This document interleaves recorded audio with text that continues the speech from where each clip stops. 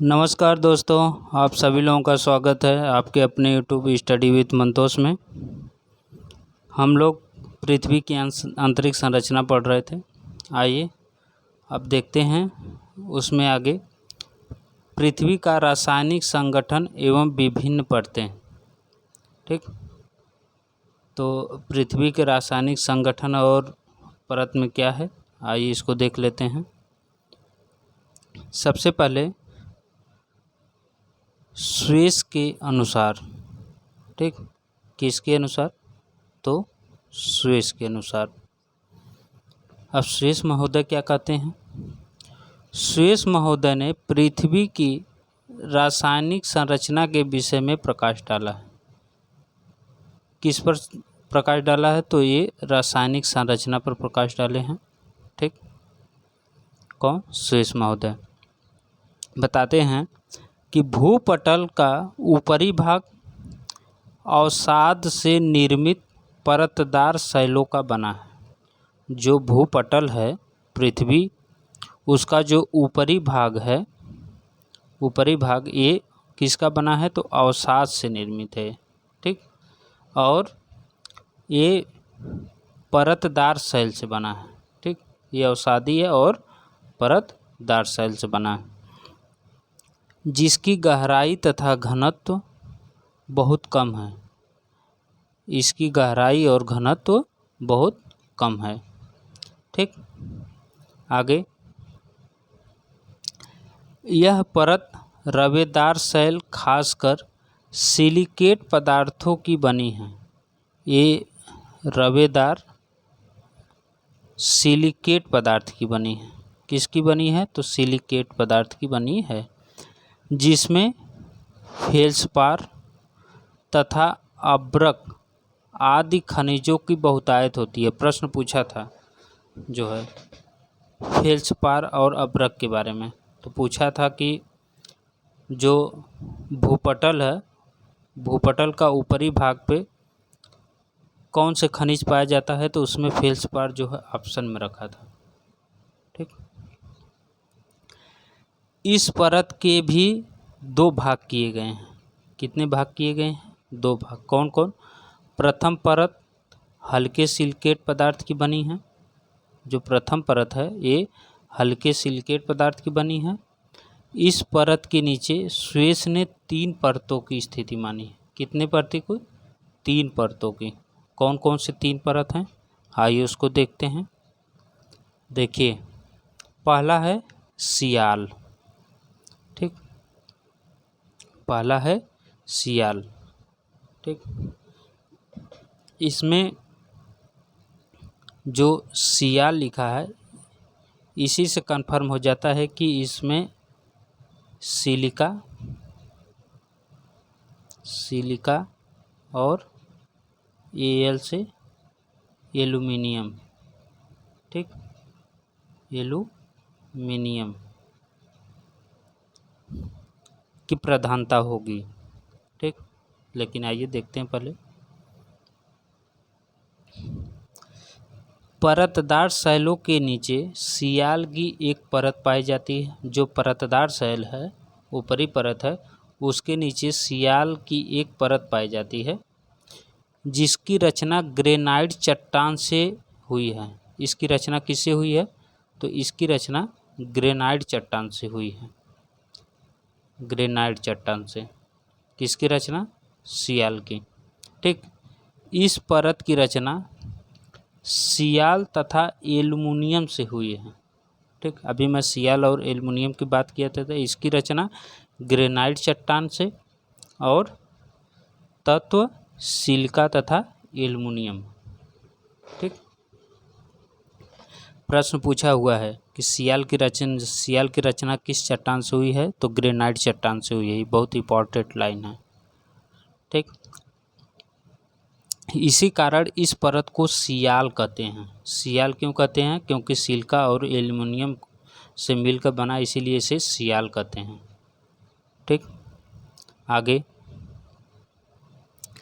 इस परत का औसत घनत्व 2.9 होता है। इसकी औसत गहराई 50 से 300 किलोमीटर है। ये सब स्विस के अनुसार है, ये मत आप लोग अंदाज़ा लगाइएगा कि ये गलत बता रहे हैं। इसका 2.7 होता है, 2 कहीं 8 मिलता है, नहीं, ये स्विस महोदय के अनुसार है। 2.7 इसका घनत्व, 2.9 इसका घनत्व स्विस महोदय माने हैं। ठीक, इसमें तेजाबी एसिड पदार्थ की अधिकता होती है। किसकी अधिकता होती है? तो एसिड मतलब तेजाब, अम्लीय पदार्थ की अधिकता होती है। ठीक, अम्लीय पदार्थ की अधिकता होती है। तथा पोटेशियम, सोडियम तथा एल्युमिनियम के सिलिकेट पाए जाते हैं। क्या क्या पाए जाते हैं? पोटेशियम, सोडियम और एल्युमिनियम के सिलिकेट पाए जाते हैं। ठीक, महाद्वीपों की रचना इसी सियाल से हुई मानी जाती है। जो महाद्वीप हैं, महाद्वीप की रचना इसी सियाल से मानी जाती है कि इसी सियाल से महाद्वीप की रचना हुई है। ठीक, आगे इन्होंने दूसरी जो परत थी उसे सीमा नाम दिया था। क्या नाम दिया था? तो उसे सीमा नाम दिया था। ठीक, आइए देखते हैं इसमें क्या है। सियाल के नीचे दूसरी परत सीमा की है। सियाल के नीचे दूसरी परत सीमा की है। इसकी रचना बेसाल्ट आग्नेय शैल से हुई है। जो इसकी रचना किससे हुई है? तो इसकी रचना बेसाल्ट आग्नेय शैल से हुई है। ठीक, सीमा की रचना, सियाल की रचना किससे हुई थी? तो सियाल की रचना ग्रेनाइट से हुई थी और सीमा की रचना बेसाल्ट से। ठीक, सीमा की रचना बेसाल्ट से। यहीं से ज्वालामुखी के उद्गार के समय गर्म एवं तरल लावा बाहर आता है। तो जब ज्वालामुखी होता है तो उसमें से मैग्मा कहाँ से आता है? तो मैग्मा इसी सीमा के भाग से आता है। ठीक, प्रश्न पूछा हुआ है कि जब ज्वालामुखी उद्गार होता है तो लावा जो निकलता है वो किस भाग से निकलता है? तो वो सीमा के भाग से निकलता है। ठीक, रासायनिक बनावट के दृष्टिकोण से इनमें सिलिका तथा मैग्नीशियम की प्रधानता होती है। किसकी प्रधानता होती है? सिलिका तथा मैग्नीशियम का। इसीलिए सिलिका का SI और मैग्नीशियम का MA लेके इसे सीमा नाम दिया गया। ठीक, आगे इसमें सिलिका तथा मैग्नीशियम की प्रधानता होती है, इसी कारण इस परत को सीमा कहते हैं। ठीक, इसी कारण इस परत को सीमा कहते हैं। ठीक, आगे इसकी औसत घनत्व 2.9 से 4.7 है। जो इसकी औसत घनत्व है वो 2.9 से 4.7 है तथा इसकी गहराई 1000 से 2000 किलोमीटर तक है। इसकी गहराई जो है वो 1000 से 2000 किलोमीटर तक है। इस सतह में क्षारीय पदार्थ की अधिकता होती है। कौन से पदार्थ की? तो क्षारीय पदार्थ की। इसमें क्षारीय पदार्थ की अधिकता होती है, उसमें अम्लीय पदार्थ की अधिकता थी। ठीक, तथा मैग्नीशियम, कैल्शियम एवं लोहे के सिलिकेट अधिक पाए जाते हैं। किसके सिलिकेट पाए जाते हैं? तो इसमें मैग्नीशियम, कैल्शियम और लोहे के सिलिकेट पाए जाते हैं। किसमें? सीमा में। ठीक, इतना तो हो गया। आगे अगला क्या है? तो अगला जो तीसरा है वो है नीफे। ठीक, अब नीफे से क्या तात्पर्य है? नीफे का देख लेते हैं। सीमा की परत के नीचे पृथ्वी की तीसरी तथा अंतिम परत, 3 परत वो बताए थे, 2 परत हो गया, तो ये तीसरी परत कौन सी है? नीफे। तो सीमा परत की परत के नीचे पृथ्वी की तीसरी तथा अंतिम परत पाई जाती है, इसे नीफे कहते हैं। ठीक, इसकी रचना निकिल तथा फेरियम से मिलकर हुई है। फेरियम मतलब फेरस यानी लोहा, तो इसका निकिल का Ni और फेरस का Fe, ठीक, लेकर इसे नीफे नाम दिया गया। ठीक, किसका? तो तीसरी परत का। इस प्रकार यह परत कठोर धातुओं की बनी है। ये कैसी है? तो ये कठोर धातु की बनी है। ठीक, जिस कारण इसका घनत्व अधिक यानी 11 है। तो इसका घनत्व कितना है? सबसे अधिक यानी 11 है। इसका व्यास 6880 किलोमीटर के लगभग है। जो इसका व्यास है वो 6880 किलोमीटर के लगभग है। अच्छा, इसका घनत्व जो है वो आपको सोच रहे होंगे कि इसका घनत्व जो है कि 13 बताया जाता है। तो 13 जो है वो दूसरे के अनुसार बताया जाता है, स्वेस के अनुसार नहीं। स्वेस जो है सिर्फ 11 इसका घनत्व माने हैं। ठीक, 13 कहाँ बताया जाता है वो भी आगे उसके बारे में भी चर्चा करेंगे। ठीक, आइए आगे देखते हैं। ये तो हो गया तीनों, कौन कौन? सियाल, सियाल, सीमा, सीमा और नीफे, और नीफे, ये तीन हो गए। किसके अनुसार? तो ये स्वेस के अनुसार। ठीक, स्वेस के अनुसार हो गए। अब आगे देखते हैं अगला कौन है। अगला है पृथ्वी की विभिन्न परतों की मोटाई तथा गहराई। ठीक, स्वेस महोदय के अनुसार रासायनिक संगठन पर जो भी परत बांटे थे वो तो हो गया। अब आइए अगला देखते हैं कि पृथ्वी की विभिन्न परत की मोटाई तथा गहराई, इसमें कौन कौन से विद्वान अपना योगदान दिए, आइए उसके बारे में देखते हैं। तो इसमें सबसे पहले हैं डॉली, डॉली महोदय हैं। तो डॉली के अनुसार देख लेते हैं। डॉली महोदय पृथ्वी के अंदर 3 परतें मानते हैं जिनमें घनत्व की विभिन्नता पाई जाती है। ये 3 परत मानती हैं और ये तीनों परतों को घनत्व के आधार पर बांटे हैं। ठीक, तो कौन कौन से 3 परतें हैं आइए देखते हैं। पहला है बाहरी परत। ठीक, पहला है बाहरी परत, इसे बोलते हैं आउटर जोन। ठीक, इसमें है बाहरी परत खासकर सिलिकेट पदार्थ की बनी है तथा इसका औसत घनत्व 3 है। डॉली इसका औसत घनत्व कितना मानते हैं? 3 मानते हैं। एवं मोटाई इसका 1600 किलोमीटर मानते हैं। जो आउटर बाहरी परत माने हैं उसका घनत्व 3 माने हैं और जो मोटाई इसकी 1600 किलोमीटर माने हैं। ठीक, अगला डॉली क्या मानते हैं? अगला है मध्यवर्ती परत। ठीक, इंटरमीडिएट जोन। अब देखिए इंटरमीडिएट जोन में क्या है? बाह्य परत के नीचे तथा केंद्रीय भाग के ऊपर मध्यवर्ती परत पाई जाती है।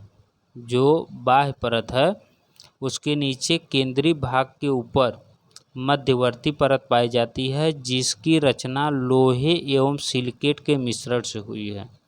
इसकी रचना लोहे एवं सिलिकेट के मिश्रण से हुई है तथा इसका घनत्व 4.5 से 9 तक है। ये डॉली महोदय मानते हैं कि इसका घनत्व जो है वो 4.5 से 9 है एवं मोटाई इसका 1250 किलोमीटर मानते हैं। ठीक, ये तो हो गया मध्यवर्ती परत। लास्ट जो इनका तीसरा परत है वो कौन सा है?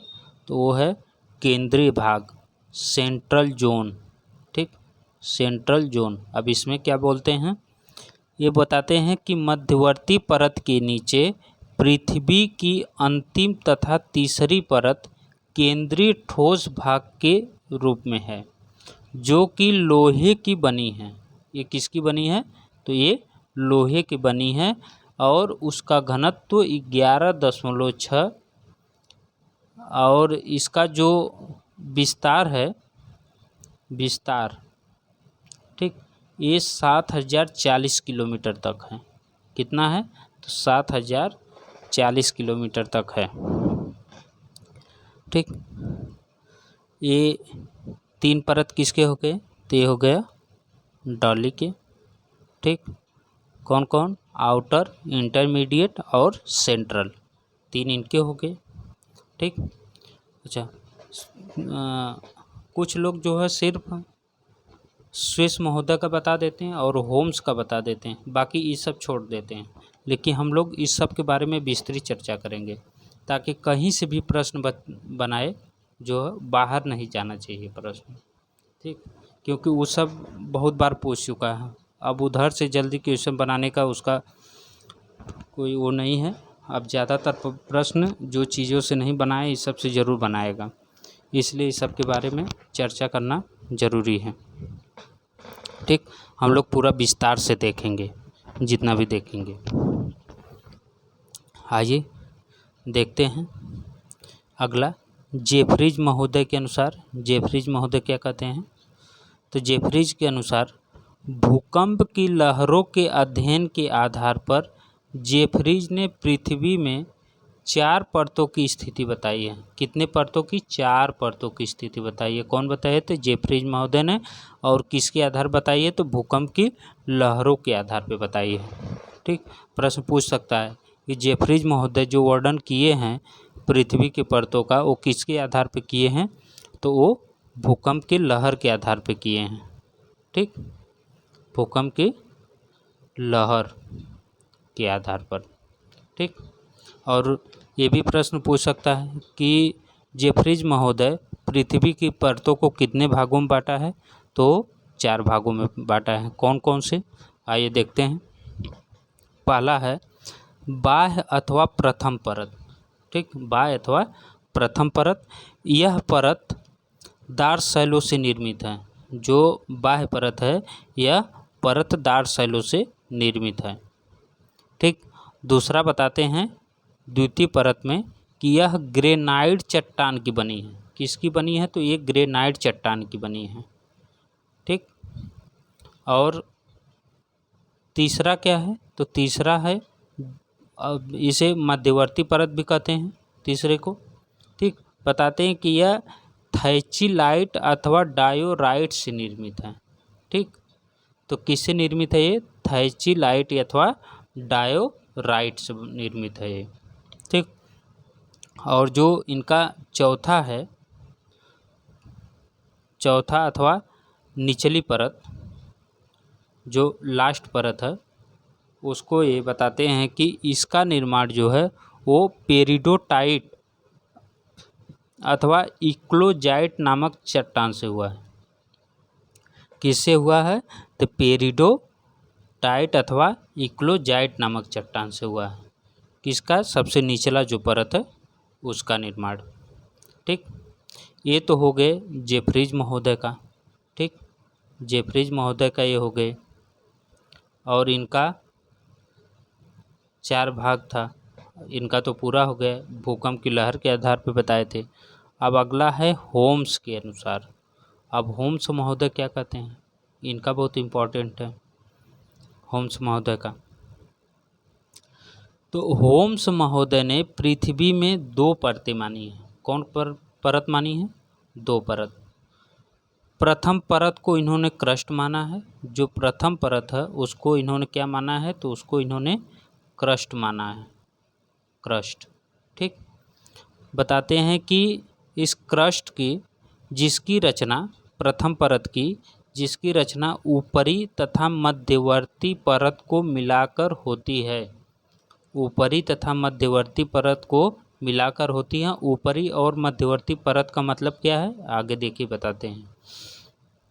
इसमें संपूर्ण सियाल, ऊपरी परत संपूर्ण सियाल हो गया, तथा सीमा का ऊपरी भाग, जो मध्यवर्ती भाग की बात कर रहे हैं उसको ये सीमा का ऊपरी भाग लिए हैं। सीमा का ऊपरी भाग जो सम्मिलित है, बताते हैं कि जिसकी रचना ऊपरी तथा मध्यवर्ती परत को मिलाकर होती है, इसमें संपूर्ण सियाल का भाग तथा सीमा का ऊपरी भाग सम्मिलित होता है।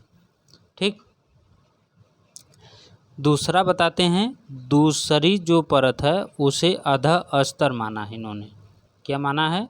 तो उसे अधः अस्तर माना है। इसका निर्माण सीमा के निचले भाग से हुआ है। बताते हैं कि इसका निर्माण जो है वो सीमा के निचले भाग से हुआ है। इसे आप इस तरह से भी लिख सकते हैं, जैसे संपूर्ण सियाल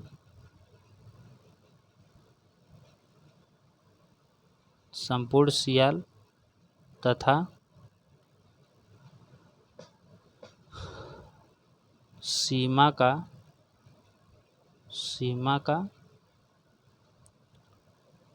ऊपरी परत, सीमा का ऊपरी परत। ठीक। ये किसके अंतर्गत आ जाएगा? ये क्रस्ट के अंदर आ जाएगा। ठीक, ये क्रस्ट के अंदर आ जाएगा। और जो सीमा का निचला भाग इसे बोलते हैं सबस्ट्रैक्टम।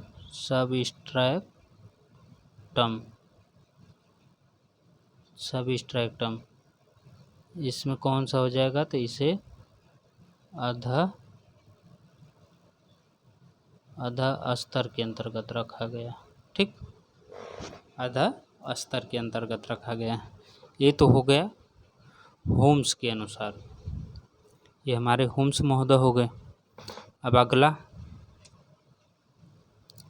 आइए अगला देखते हैं। अगला है भूकंप की लहरों के आधार पर। ठीक, भूकंप की लहरों के आधार पर। एक भूकंप के आधार पर भी बांटे थे, कौन? जेफ्रीज महोदय।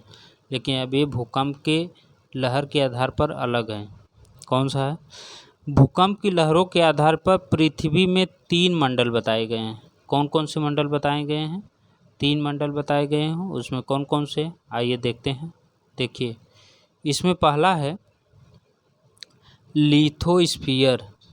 ठीक, लिथोस्फीयर इसे स्थल मंडल कहते हैं। ठीक, स्थल मंडल। इसमें बताते हैं कि इसकी गहराई 100 किलोमीटर मानी गई है। इसकी जो गहराई है वो कितनी मानी गई है? तो 100 किलोमीटर मानी गई है। इसमें ग्रेनाइट चट्टान की बहुलता है। कौन सी चट्टान की? ग्रेनाइट चट्टान की। ग्रेनाइट चट्टान की बहुलता है। तथा सिलिका एवं एल्यूमीनियम, सिलिका तथा एल्यूमीनियम की मुख्य रूप से पाए जाते हैं। इसका घनत्व 3.5 है। तो लिथोस्फीयर ग्रेनाइट चट्टान की बहुलता है। ये सिलिका एवं एल्यूमीनियम रूप में पाए जाते हैं। इनका घनत्व 3.5 है। किसका? लिथोस्फीयर का। ठीक, और एक इनकी गहराई कितनी मानी गई है? तो 100 किलोमीटर तक मानी गई है। किसकी? लिथोस्फीयर की।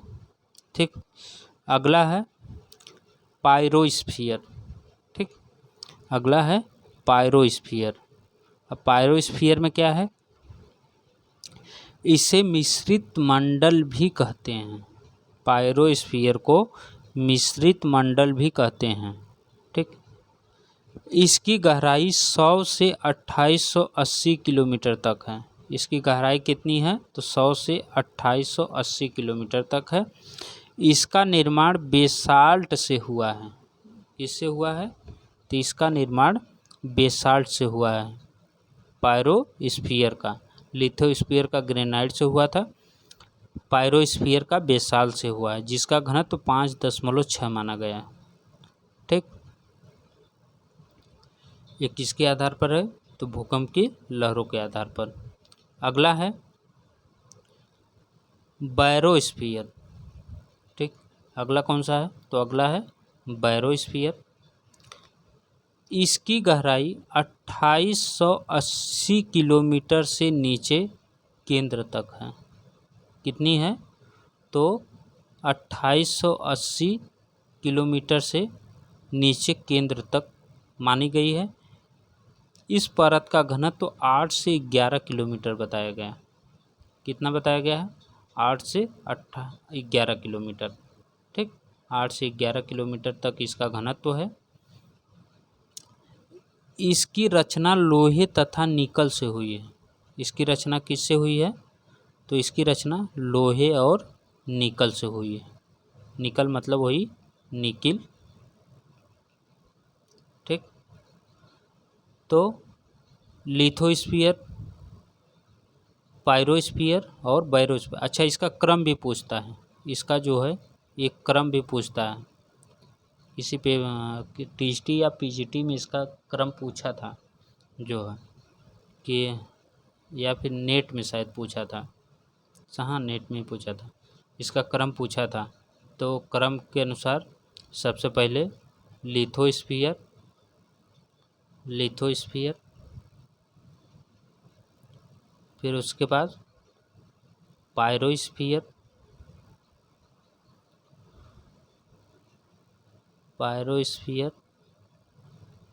उसके बाद बैरोस्फीयर। इसी पायरोस्फीयर और बैरोस्फीयर में लोग कंफ्यूज होते हैं कि इसमें से दोनों में से पहले कौन सा है। तो सबसे पहले पी है, फिर बी है। ठीक, सबसे पहले लिथोस्फीयर, फिर पायरोस्फीयर, फिर बैरोस्फीयर। LPB, LP और B। ठीक, ये इसका क्रम है। तो यल मतलब लिथोस्फीयर जो है ग्रेनाइट से बना था। जो पायरोस्फीयर है ये बेसाल्ट से निर्माण इसका हुआ था। और बैरोस्फीयर में जो है लोहे और निकिल से इसकी रचना। ठीक, बस आज के लिए इतना ही। अब हम आगे अगला जो हम लोग देखेंगे वो देखेंगे अभिनव मत के अनुसार। ठीक, अभिनव मत अगला देखेंगे और अभिनव मत में चर्चा करेंगे इसके बारे में। ठीक, बस थैंक यू फॉर वाचिंग। आज के लिए इतना ही। अच्छा लगे तो लाइक, शेयर और सब्सक्राइब करना ना भूलें, और ज़्यादा से ज़्यादा लोगों को शेयर कीजिए ताकि अधिक लोग जुड़ सकें। आज के लिए इतना ही है, तब तक के लिए नमस्कार।